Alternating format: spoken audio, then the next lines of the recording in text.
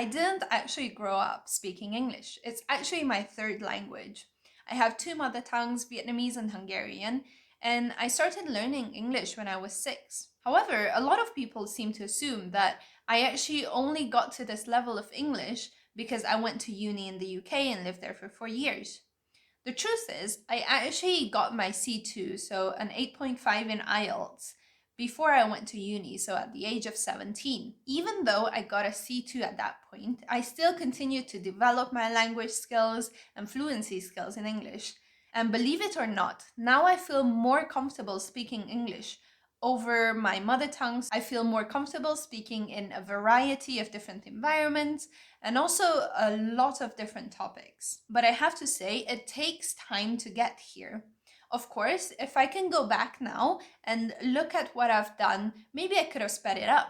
But from the time I actually started learning English to when I got my C2, already 10 years has elapsed. And even between those two, until the point that I felt like I was really comfortable, it took another 5 or so years, and also being in the UK and also consciously exposing myself to different scenarios, environments, and all of that. In this video, I wanted to show you some more tips that actually helped me and the kind of mindsets I adopted. So the first thing that I think people really need to keep in mind is focusing on a strong base first.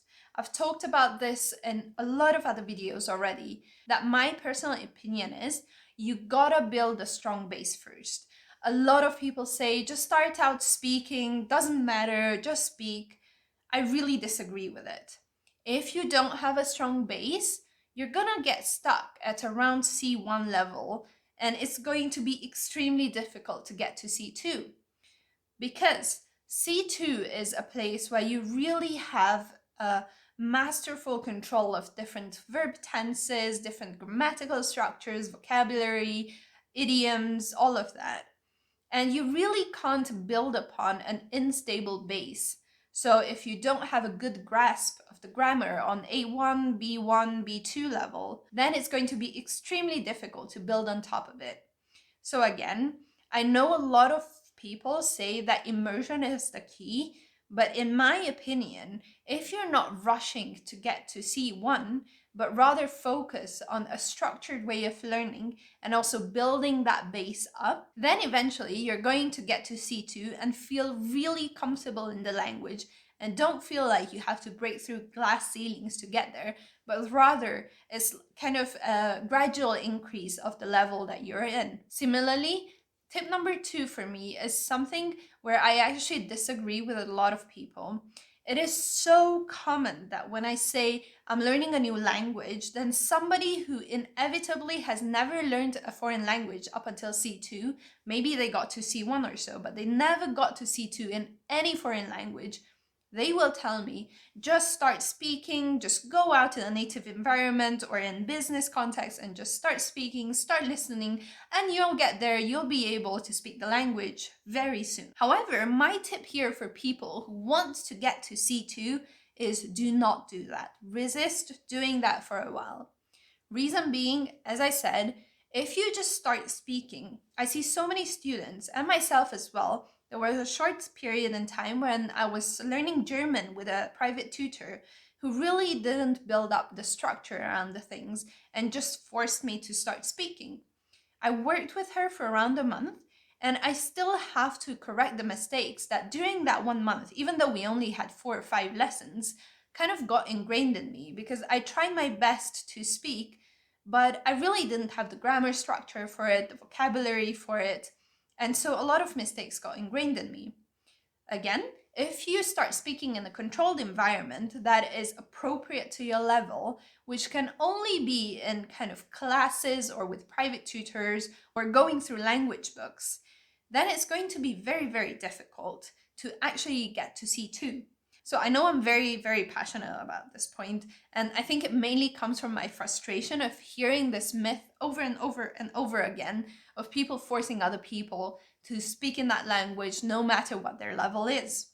So what I recommend you do, if you truly want to get to C2 at some point in life, if that's not your goal, obviously, this does not apply to you, but really try going into environments where it's a controlled environment and you know what things to practice. They help you with the appropriate level so that it's not too difficult, but also not too easy.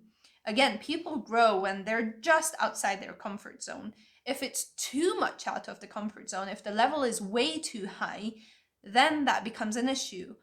A lot of people will become fearful, but also it's not even about the fear. It's also about the fact that it's like telling a student who's in second grade who barely knows how to add things up together to do algebra because, just start doing it and you'll be able to do it at some level at some point, right? So this is also the reason why I created in my business different things for different levels of students. So, for example, at C1, C2 level, I create discussion based classes for people who want to jump through that hoop of getting to C2. And we go through a lot of different topics that we discuss and also some grammatical issues and structures that they can use. Again, these are things that will build it up slowly for them, and it's not like they immediately get thrown into a native environment. Although, having said that, at C1 level, it's already a level where if you have access to it, it is easy for you to also understand natives most of the time in not very difficult contexts. However, of course, expressing yourself at that level is a different story. But similarly, if you're at B2C1, it's going to be extremely difficult for you to go into a professional environment and try to kind of emulate your normal competence and the fluency that is required for that. So for sure, if I had that option going back, like maybe 10 years ago, I would have definitely taken a course like that. However, if you do not want to pay for such a service, there are also other things you can do. So for example, to improve your reading, listening skills, what you can do is also watch TV and also read certain books, listen to podcasts. And what you can do is, first of all, choose things that are easy to understand at first. So especially if you're at B1, maybe B2 level, then I feel like a lot of the shows are still a bit too difficult. However, at B2 level, it is a lot easier for you to already watch shows that are more of a everyday context kind of show and nothing too difficult, nothing that has a lot of jargon or political dramas, for example. Those would be a bit too difficult at B2. However, as I said, I did not have access to such a course back then. So what I did was actually engage with the language in a lot of different contexts. So first of all, I would watch things that were kind of easy to digest, but also at that point I was 14, so I wouldn't want to watch anything too complex like a political drama or so. So I remember just watching a lot of shows. But remember, at that point, I was already C1, C2 level, so kind of in between the two. I think at 14, I got a C1 in the Cambridge exam as well. Yes, so I was C1 at that point. And I started watching a lot of the shows. I remember one of the first shows that I watched in English, but also with English subtitles, was Pirates of the Caribbean. So that was a very good show for me to get started on, but I've already seen it before, so it was also a bit easier to understand the language there. Since then, I kind of increased the difficulty bit by bit. So first of all, I would just go to watch like some more complex series and then even more complex things like academic context or political things. And that really helped me. And even now, I try to expand my vocabulary and the things that I use actively by listening to audiobooks that I find are very well written. And of course, written language is a bit different from spoken language, but it also has a lot of things that you can use in the spoken language as well. And I think that's how currently I'm able to express myself in such a way where I can use a lot of different collocations and idioms, grammar structures. So I think overall that kind of helped a lot. And lastly, this is something that I think a lot of people don't want to hear, but I did a lot of grammar drills. One of my favorite books was Grammar in Use, and there's an intermediate and an advanced version as well. A lot of people say it's very dry. However, I found that it actually goes through a lot of the grammar topics very well. So it describes things very well and then gives you some exercises to go with it. I personally actually really enjoy doing grammar drills, believe it or not. But I also have to say, going through that book actually helped me massively in being able to use grammar precisely and the way I want it to and in the right context. So if you also want to get to C2, I would also consider going through a book like that. I can really recommend Grammar in Use, that's what I use as well, or any other grammar book. So for people who want to get to C2 in English, my advice would be really to be patient with it. As I said, for me, it took 10 years to get from 0 to C2, and also another 5 to 7 years from C2 to being completely comfortable using the language. Granted, I was also starting out when I was 7, which meant that, a lot of these very precise language or very complicated language would not have been something that a 9-year-old uses anyway. So maybe now, if I learn another language to C2 level, it wouldn't take that long. But again, just knowing that it actually took me 10 years to get there in English, that really puts things into perspective for me. So I become more patient when I get to learning other languages, because I know even English took that long. So another language, when I'm a bit older, have a bit more to do outside of just learning a language, then it would be okay for me to take 5 years, 6 years to get to that level.